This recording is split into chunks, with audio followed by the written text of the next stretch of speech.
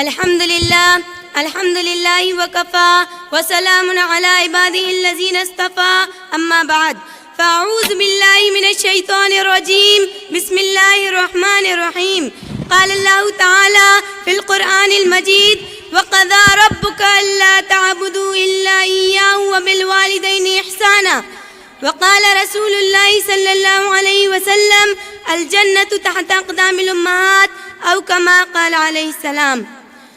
محترم صدر جلسہ، مہمانان عظام، محترم معلمات اور میری عزیز ساتھیوں، السلام علیکم ورحمۃ اللہ وبرکاتہ۔ آج کی اس بزم مبارک میں میری تقریر کا عنوان ہے والدین کا مقام اور ہمارا معاشرہ۔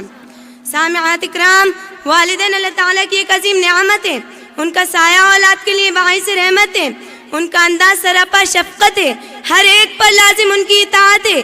جس کی زندگی میں والدین کی خدمت ہے وہ بڑا ہی باعظمت ہے، اسی کے لیے اللہ کی قربت ہے، اس لیے کہ ان کے قدموں تلے جنت ہے، یہی فرمان خدا اور پیغام رسالت ہے۔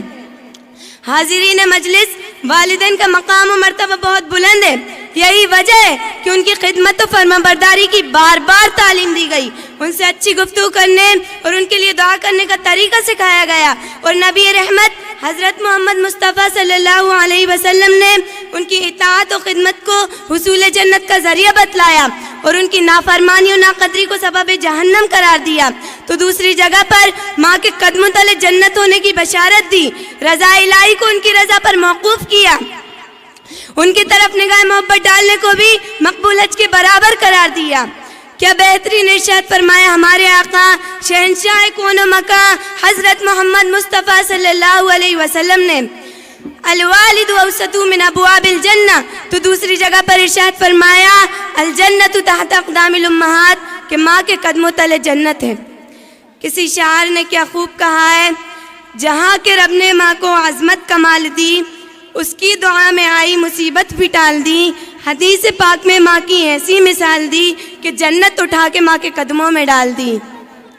سامعات اکرام، والدین کا مرتبہ اتنا بڑا ہے تو ہمیں چاہیے کہ ہم والدین کی خوب خدمت کریں، ان کی ہر بات پر اپنی جان فدا کریں، مگر جب ہم اپنے معاشرے پر ایک سرسری نظر دوڑاتے ہیں تو یہ کہتے ہوئے شرم محسوس ہوتی ہے کہ آج اولاد اپنے والدین کی ناقدری کر رہی ہے، ان کو تکلیف پہنچانا ان کا مشغلہ بن گیا ہے۔ وہ والدین کی خدمت کی بجائے خود ان سے خدمت لیتی ہے، ان کو راحت پہنچانے کی بجائے اذیت پہنچاتی ہے، بڑھاپے میں ان کے لیے ڈھال بننے کی بجائے وبال بن جاتی ہے، ان کا ادب کرنے کی بجائے انہیں گالیاں بکتی ہے، ان کا دل خوش کرنے کی بجائے انہیں آزردہ اور رنجیدہ کرتی ہے۔ تو میں ایسی اولاد سے کہنا چاہتی ہوں کہ ذرا اپنے ماضی پر تو نظر دوڑاؤ کہ تمہاری ماں نے تمہیں بے پناہ مشقتوں سے جنم دیا، ایام حمل کی صعوبتیں برداشت کی، اور جب تم پیدا ہوئے تو خود کچی اور گیلی جگہ پر سو کر تمہیں نرم اور گرم جگہ پر سلایا۔ ارے وہ وقت بھی تو ذرا یاد کرو کہ تمہاری ماں نے تمہارے خاطر کیا کیا برداشت نہیں کیا۔ الغرض ماں کے بے شمار احسانات ہیں جس کا تذکرہ ہمارے بس کی بات نہیں ہے۔ تڑپتا ہے کوئی بچہ تو ماں کا دم نکلتا ہے، کہ تڑپتا ہے کوئی بچہ تو ماں کا دم نکلتا ہے، مگر جب ماں تڑپتی ہے تو پھر زمزم نکلتا ہے۔ سامعات اکرام، آخر میں یہ بتلا کر اپنی بات ختم کرتی ہوں کہ جو اولاد اپنے والدین کی قدرداں اور ان کی خادم رہے گی تو ان کی اولاد بھی وفادار و خدمت گزار رہے گی، اور جس نے بھی اپنے والدین کی ناقدری و نافرمانی کی تو ان کی اولاد بھی بے وفا و نافرمان بن گئی۔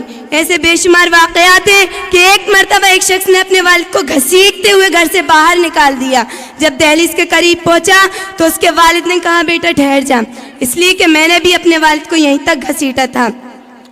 ماں باپ کا سایہ اولاد کے لیے ایک درخت کی طرح ہوتا ہے، جب یہ درخت کٹ جاتا ہے تو سوائے دھوپ کے کچھ نظر نہیں آتا۔ تو پتہ چلا جیسا کرنا ہے ویسا ضرور بننا ہے، اس لیے آئندہ کی خوشحالی کے لیے، جنت کی حصول یابی کے لیے، اللہ اور رسول کی خوشنودی کے لیے والدین کی خدمت بہت ضروری ہے۔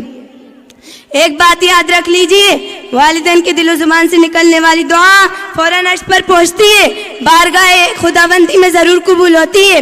والدین کے دل و زبان سے نکلنے والی ایک آہ بھی عرش الہی کو ہلانے کے لیے کافی ہے۔ اس لیے اللہ سے دعا ہے کہ اللہ تعالی ہم سب کو والدین کی قدر کرنے کی توفیق نصیب فرمائے۔ اب میں اس شعر کے ساتھ اپنی بات ختم کرتی ہوں۔ ماں کی تکلیفوں کو کبھی نظر انداز مت کرنا، کہ ماں کی تکلیفوں کو کبھی نظر انداز نہ کرنا، کیونکہ جب یہ بچھڑتی ہے نا تو ریشم کے تکیوں پر بھی نہیں آتی۔ وما علینا الا البلاغ۔ السلام علیکم ورحمۃ اللہ وبرکاتہ۔